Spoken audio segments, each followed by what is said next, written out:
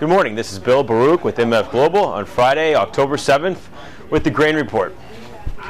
With impressive action out in the outside markets yesterday, the grains really failed significantly. The target levels were hit in corn as well as wheat, but trading significantly lower coming into this morning, which is surprising because the dollar is well off its highs.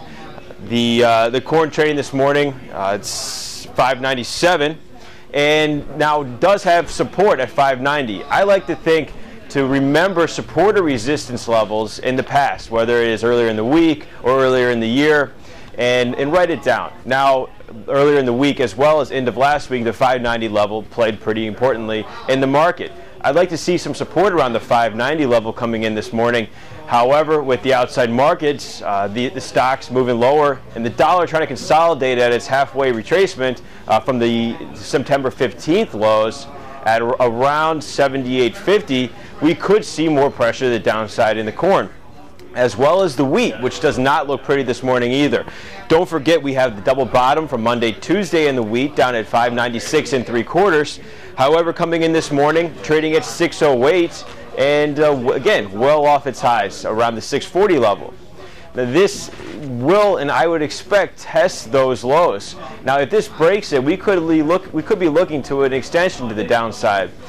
With the jobs data this morning looking and seeming well, once you look into it a little more, you have Verizon, people coming off the strike added back into that. The stocks had seen a really nice rally following the data, but have fallen about 15 points from their highs at the moment as I'm doing this, and could be falling more. With that, and the grains getting open in just under an hour, the stocks could be well off their highs and possibly negative. This would not help the corn, wheat, or beans coming into the open. The beans not pretty either, coming in at 11.52 1/4. Now they have 11.52 lows of the year, and if that's broken, we could be extending to the downside. I'd like to see some consolidation in the dollar around the 78.50 level, which I said was a halfway retracement. This could trigger it to start recovering and get back above 79, especially if we see the S&P really fall back from here. That's another important thing, is this market was able to rally significantly, over 100 points this week from the lows, and still cash on the sidelines. And with cash on the sidelines, there's been a significant amount of put buying relative to calls.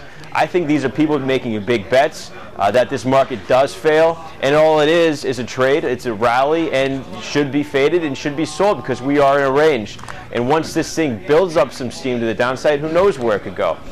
Nothing really has been done except for a little better in the jobs. Now, as well, if this market falls back, we have wonderful weather through the Midwest all week, as well as should extend into next week, and this does help harvesting for corn, which again won't be bullish for the corn prices.